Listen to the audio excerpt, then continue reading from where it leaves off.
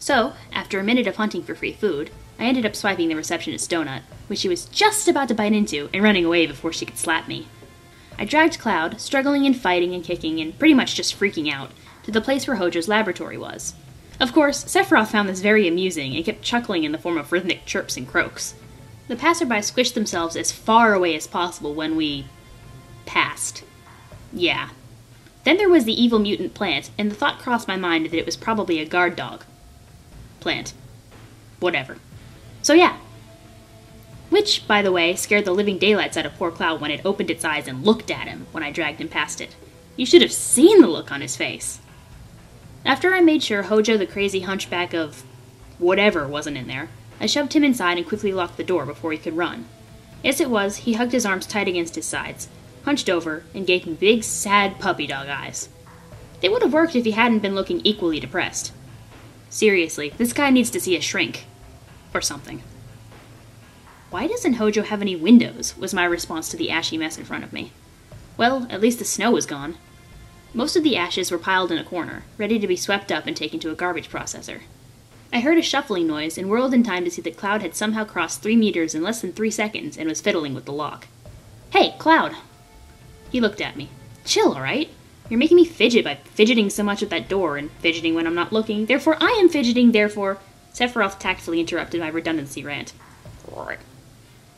I made a sound like a choking parrot and started going through every conceivable container, closet, and drawer I could find. Cloud looked sheepish and stood there awkwardly, his back to the door like an idiot. Okay, he was smart, I knew that, but apparently not smart enough to know what watch my 6 means. Cloud, watch the door. He obeyed and stared at the door. Huh. Well, at least no one was getting in without him knowing. I kicked aside a stack of papers. By the end of this, I never want to see a stack of papers again. Broke a container of green liquid, broke another container of purple liquid, and smashed open a suspicious-looking box. Across the room, a mutant plant swayed on its stalk. Multiple eyes watched me. Was it a miniature Marlboro? Moof! I just about had a heart attack. Cloud, is there a dog in here? He shrugged. Just a plant. Moof! Barked the mutant plant. I felt like I was in a little shop of horrors in my nightmares, except that this wasn't a shop, the horrors were very real, and I wasn't waking up. Sephiroth reminded me. Yes, chill, Sephi, I'm getting there. I tore the room apart, searching desperately for that particular materia. It was no longer on the desk, I discovered, so I moved. I quickly realized that not only was moving deeper into this nightmare, I was also inching closer to the barking plant. It had become agitated now, growling and frothing and yapping like the kind of dog rich girls put in their purses. And it hopped when it barked. It hopped! No animal that barks and hops when it barks is allowed to be called a dog. It wasn't a dog, though. I think. Why are you taking so long? Cloud asked. Because I'm me, was my response. I felt like being a jerk right then. What does that have to do with anything? I like dragging my feet, Cloud. What do you think? Pause. You do this... why? Shut up, I'm focusing, I snapped, trying not to sound like a total jerk. Ruff! Was the plant's 2 cents worth of... stuff. I tried to ignore its frothing jaws and high-pitched growling as I inched my way along. The materia! Finally! I picked it up, double-checked to make sure it was what I was looking for, and promptly had my hair eaten by another mutant plant. By the plates of Midgar, when was this nightmare going to freaking end? Between clucking plants and barking Marlboros, I'm about to lose my sanity. Sephiroth demanded. Oh yeah, that too. Just as I snapped the materia in place, Cloud made a squawking noise and collided with me, knocking both of us to the floor. The barking Marlboro went bazooka, quickly joined by the clucking plant. What the heck, Cloud? I shouted. I wanted to know why he'd slammed me on the floor so hard my elbow was now giving me that weird tingling feeling. Why do they call it a funny bone? Hide, hide, hide! Suddenly he discovered his emotional core and capability for dramatic presentation as he shoved me across the floor and into a very tiny antechamber. I fought, screamed at him that we wouldn't both fit in there, to which he insisted yes, we would fit, we had to fit. That or die. When I inquired as to what caused the sudden outburst, he explained that Hojo was unlocking the door. I had an oh snap moment, punctuated by an absurdly loud stomach growl. Clutched tightly in both hands, the frog squirmed and gave an ear-piercing chirp. Apparently, with his salvation so close, Sephiroth had finally lost his patience, as well as whatever pleasant demeanor he once had. Hojo opened the door just as we closed ours. Flattened against the back of the room, I had a wall practically flattening my right shoulder and Cloud attempting to warp my left. The frog did somersaults in my grip. The barking Marlboro went from alarm barks to happy whining. I heard Hojo saying nice things to it. Imagine that.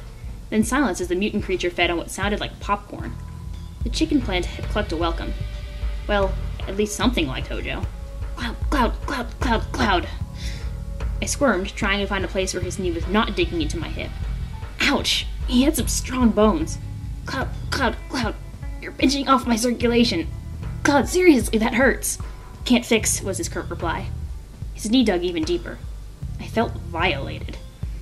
It wasn't for another 10 minutes that Hojo finally left and we were free. During that night, I grew very appreciative of fresh air and personal space and discovered that I never wanted to be that close to a human being ever again in my entire life. Same goes for barking Marlboros. We cut across the hallway, went up to the soldier floor, and re-entered Sephiroth's office. Cloud closed the door and faced me. I placed the frog on a desk and aimed. "Zack," Cloud said. "Oh, right." I picked up the frog, sidestepped, and put him on the chair. "No, not there either." I picked him up and put him on the floor. Satisfied he wouldn't be standing anywhere awkward, I stepped back and aimed. Just as I was about to save him, though, I balked. His sword would materialize with him, I realized, and he was not happy. "Zack, quickly!" Cloud shouted at me. His big blue eyes were genuinely concerned now as he looked at me. The thought zipped through my mind that this was quite possibly one of the worst days of my life, behind bringing in the tarred and feathered song and the vacuum cleaner. Oh jeez, the vacuum cleaner. Cloud poked me in the back. All hesitation vanished. I closed my eyes, painted a perfect mental picture of Sephiroth pre-froggeration, and took careful aim, opening one eye just enough to make sure the sword was aimed properly. There was a muffled bang, a puff of purple smoke, and a shower of sparkles. Cloud, apparently allergic to magical sparkles, promptly sneezed twice in a row and sniffled. I opened both eyes and lowered my sword, putting on my best and most neutral non-expression. Well, at least, I think that's what you call a neutral expression. I mean, if it's neutral, then there is no expression, so... Nah, forget it. "Hiya, Sephi." I smiled innocently at him, forgetting my neutrality. I kind of think the smile missed him completely, because his expression didn't change. He shifted just enough to reach Masamune. I froze. The door opened and closed behind me. Traitor. Seph? That is one sharp blade, you know that? The reflection of sunlight off the flawless steel made my eyes hurt. It angled up toward my throat. A flick of the wrist and the paper-thin edge was facing me. His eyes never changed. His eyebrows, however, twitched ever so slightly. I'm... There wasn't really much that I could say at this point. Darn. "Zachary Fair," he began softly. Uh-oh. That voice, I realized with a frightening clarity, was way too smooth, way too calculated. Whatever was going through his mind at that moment, it sure wasn't good. "Yes?" "You have 5 seconds before I remove your head from your shoulders." Suddenly not wanting to find out if Phoenix Downs work on decapitated people, I turned, ran out into the hallway, and booked like my life depended on it. Which it did, because not 2 steps behind me, blade held at the ready, eyes like fire, was my friend turned temporary enemy. "I'm going to kill you, Zack." He spoke very clearly despite his impossibly long strides. I yelped, whirled, and bolted behind a group of people. They split to let me through. "I'm going to kill you, bury you, then watch as the livestream gives you remnants, then kill all your remnants, then go back, make a zombie out of you, and kill you again, over and over and over."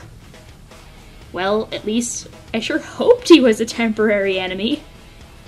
Near the entrance to the office, Cloud peeled himself off the wall, watching me sprint down the hallway, screaming bloody murder. And for the first time in weeks, he laughed, genuinely laughed, clutching his stomach, doubling over, and crying.